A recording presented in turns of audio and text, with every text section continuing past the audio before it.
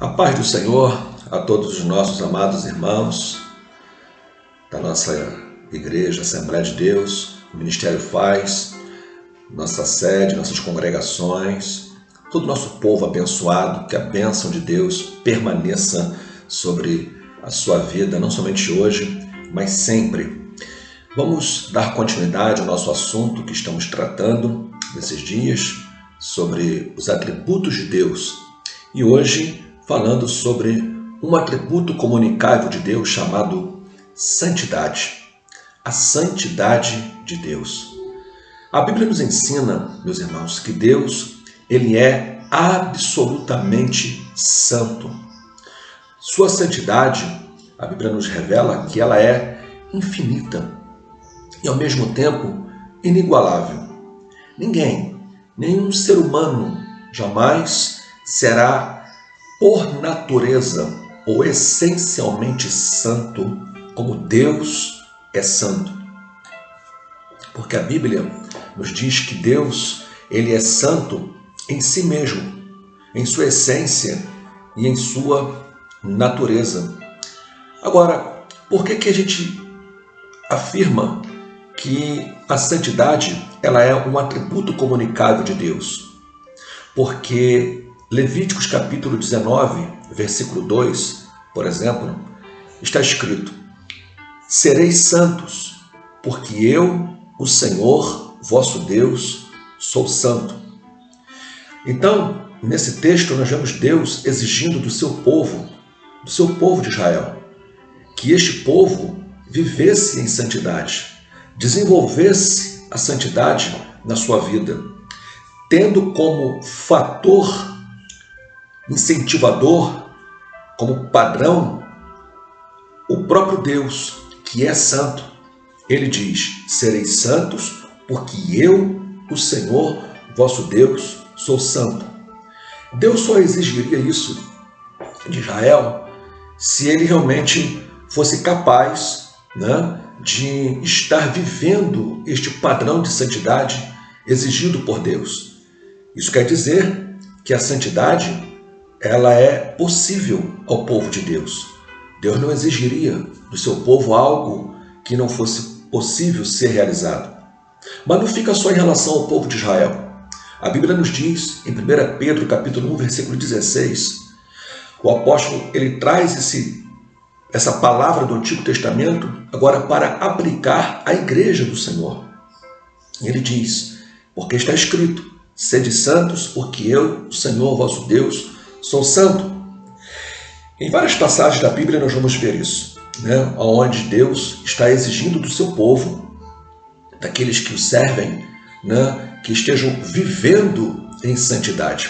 É claro, meus irmãos, que aqui nós temos uma dupla classificação de santidade. Na primeira, temos Deus, que é o padrão perfeito de santidade.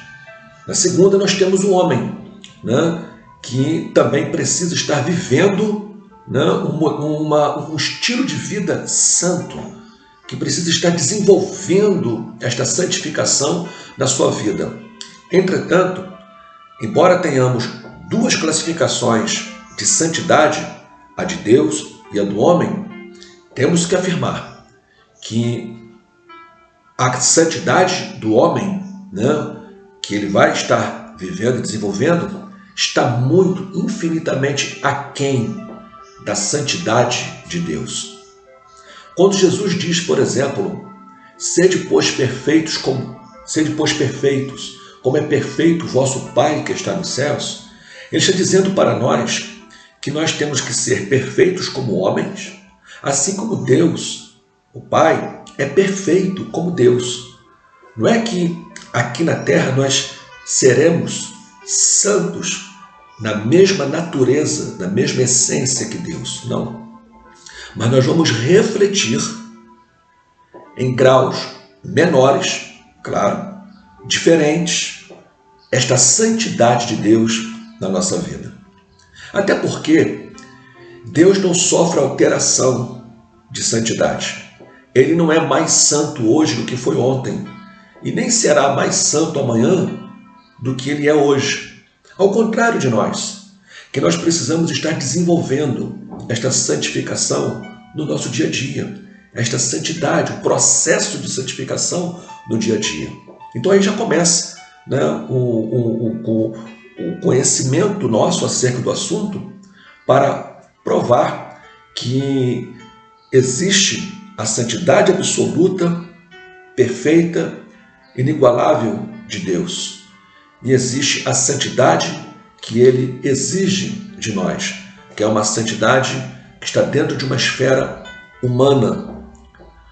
O termo santidade, ou termo santo, perdão, ele aparece na Bíblia sendo originado de duas palavras, uma hebraica e a outra, uma palavra grega. A palavra hebraica para santo é kadosh, e a palavra grega para santo é hagios. As duas palavras, no hebraico e no grego, indicam e significam, né, separação, ou brilho, ou brilhante. É especificamente divino, né? Está relacionado à natureza divina. A etimologia, por exemplo, da palavra kadosh é ainda incerta para muitos estudiosos. Parece ser uma combinação que indica queimar no fogo, algo ardente, né?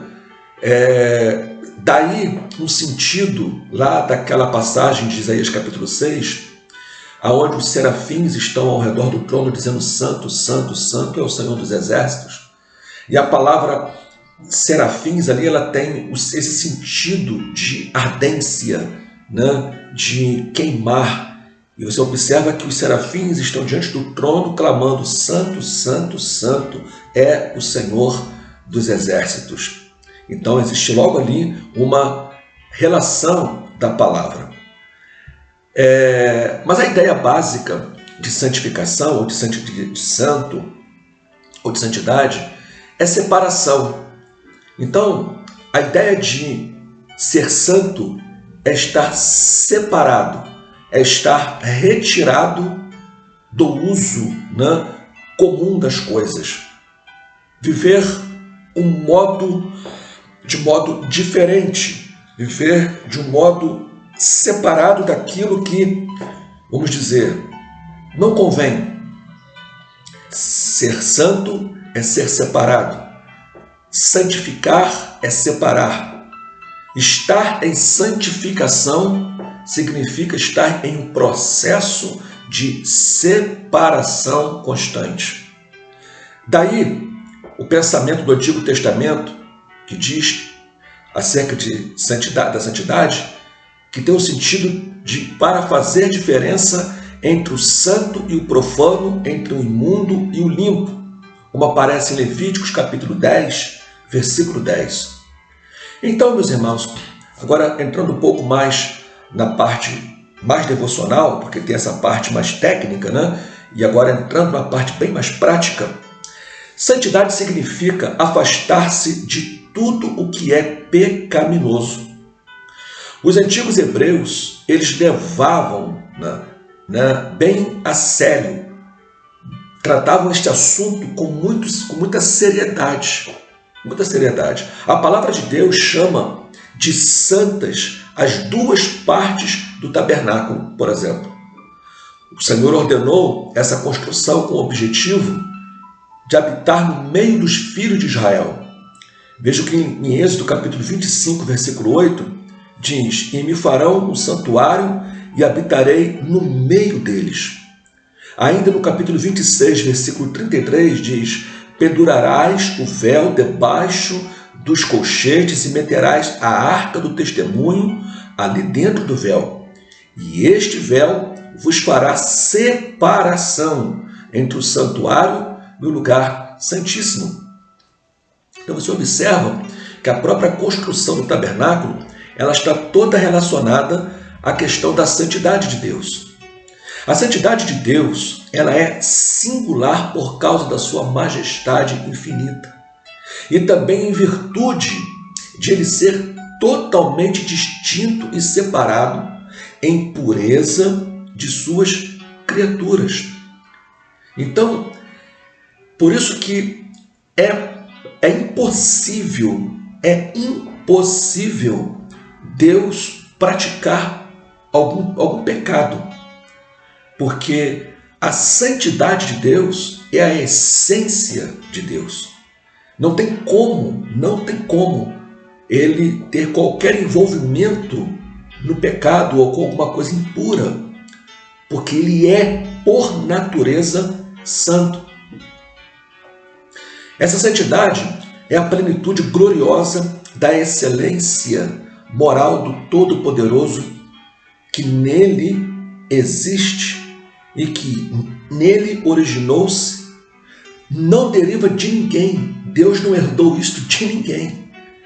Diz o texto, 1 Samuel capítulo 2, versículo 2, não há santo como é o Senhor. Toda adoração deve ser nesse espírito de santidade. Nenhum atributo divino é tão solenizado nas Escrituras como a santidade de Deus. Diz o texto, Êxodo capítulo 15, versículo 11, ó Senhor, quem é como tu entre os deuses? Quem é como tu, glorificado em santidade, terrível em louvores? E clamavam uns para os outros, dizendo, Santo, Santo, Santo é o Senhor dos exércitos, toda a terra está cheia da sua glória. Isaías capítulo 6, versículo 3.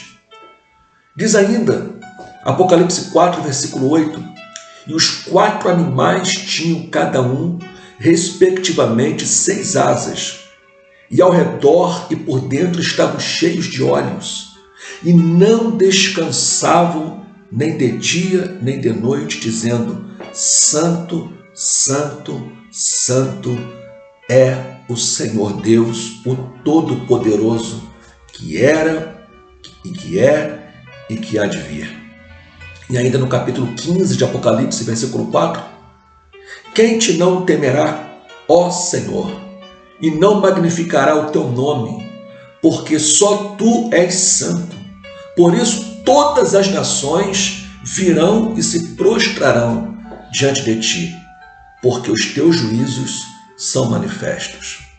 Então, meus irmãos, fica provado aqui biblicamente acerca deste atributo de Deus, a santidade, que é algo, que é um atributo, que é uma qualidade de Deus que expressa a própria natureza de Deus.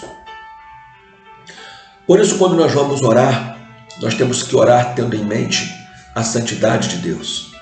Quando nós vamos louvar, nós temos que ter em mente que Deus é santo. Você está louvando ao Deus que é santo. Você está servindo ao Deus que é santo. Ele é, por natureza, santo e não tem nenhum envolvimento, nenhuma mancha de erro, de falha, de pecado. Não existe, porque ele é essencialmente e por natureza santo. A santidade de Deus é o princípio da sua própria atividade. Por isso, que tudo o que ele faz com santidade. Tu és tão puro de olhos que não podes ver o mal. Abacuque 1, versículo 13.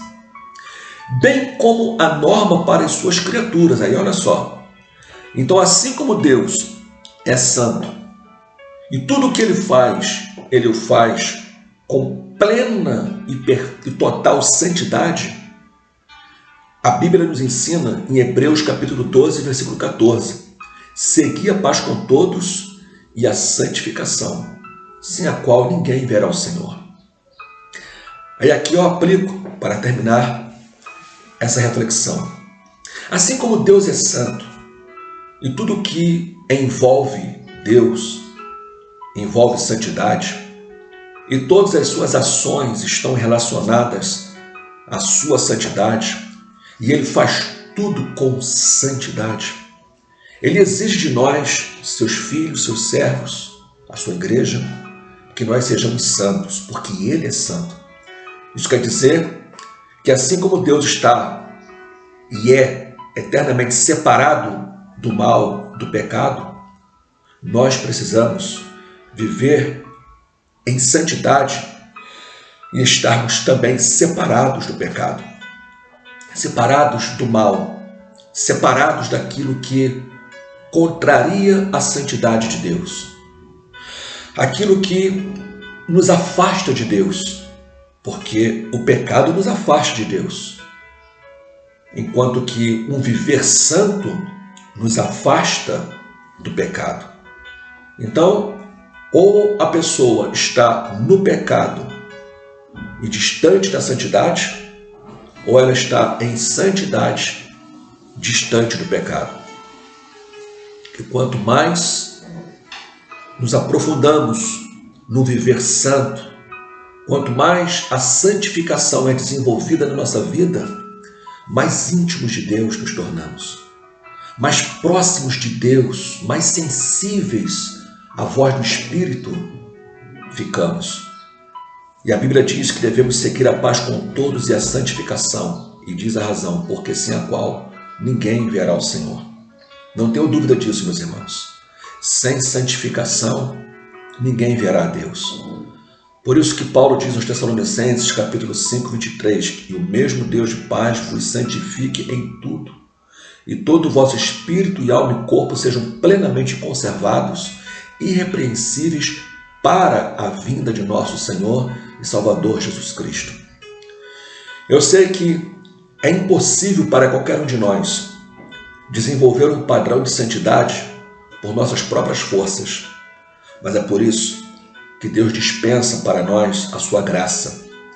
E com a graça de Deus e do poder do Espírito Santo, nós seremos conduzidos por Deus, receberemos o entendimento de Deus, o discernimento de Deus, a força que vem dele para nos afastarmos do pecado, das más conversações, daquilo que não agrada a Deus.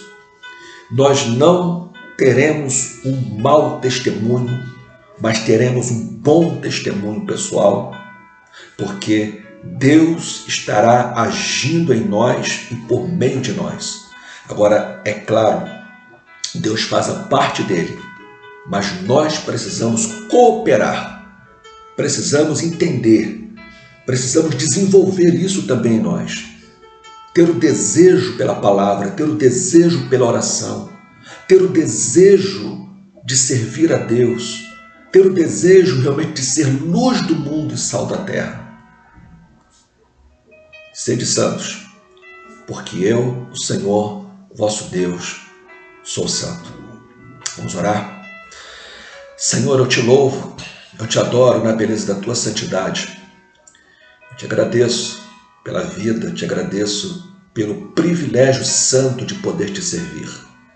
Porque não servimos a um Deus qualquer, mas servimos ao único e verdadeiro Deus que é santo. Por natureza, a tua essência é santa. Nós somos teus filhos e o Senhor requer de nós santidade, exige de nós santidade.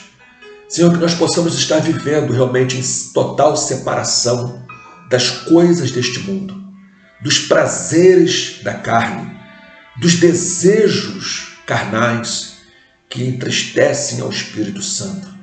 Molda em nós, Senhor, o caráter de Cristo. Molda em nós, ó Deus, o caráter do Senhor Jesus.